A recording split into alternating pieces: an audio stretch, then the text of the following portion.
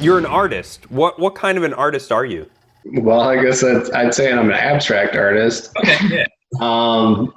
But it all just kind of happens just out of the blue. You know, after an accident, you kind of have to rediscover who you are in some ways. And I had fundraisers, and I continue to have fundraisers, but to pay for my physical therapy that I have to do in order to stay healthy, because you sit in a chair all day. You gotta find when you gotta stay healthy, and then getting out of the chair is the best thing for it. And these fundraisers, we're trying to figure out things that we could auction off. And I always loved art growing up, and once I got into college, kind of got away from it, and was going through driving around in my chair outside and went through a puddle and saw my tracks all over the ground. And I was like, this could be cool. We could maybe do something with this.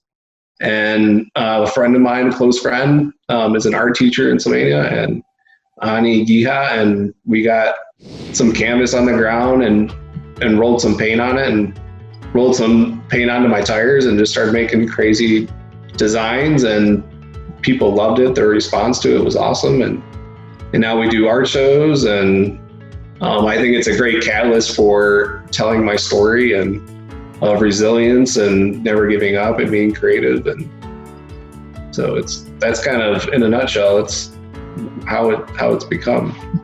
Absolutely. I mean, that's a great way to look at it, as you almost found this other life and this other skill that you wouldn't have found otherwise, and you're really turning lemons into lemonade. I mean, I'm using a lot of cliches here, but really, I mean, to create this artistic career that is probably something you never expected, and just to sort of have this flash of light by going through a puddle. I think that's really cool that now you have this artwork. Is that something that people can purchase, or how do they find out about that? How do they follow your art progress?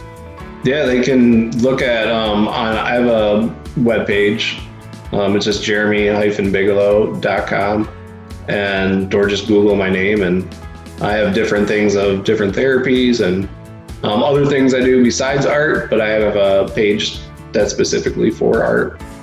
We've deemed it No Limit Arts, because when it comes to artwork, there is no limit, and it is what you make it. And this is actually one of the pieces behind me, and that's actually how I proposed to Mackenzie, was through a painting. So we started one together, and then I kind of did my shading of the sunset, and with a marker I wrote on the back a message on the back of the painting proposing to her.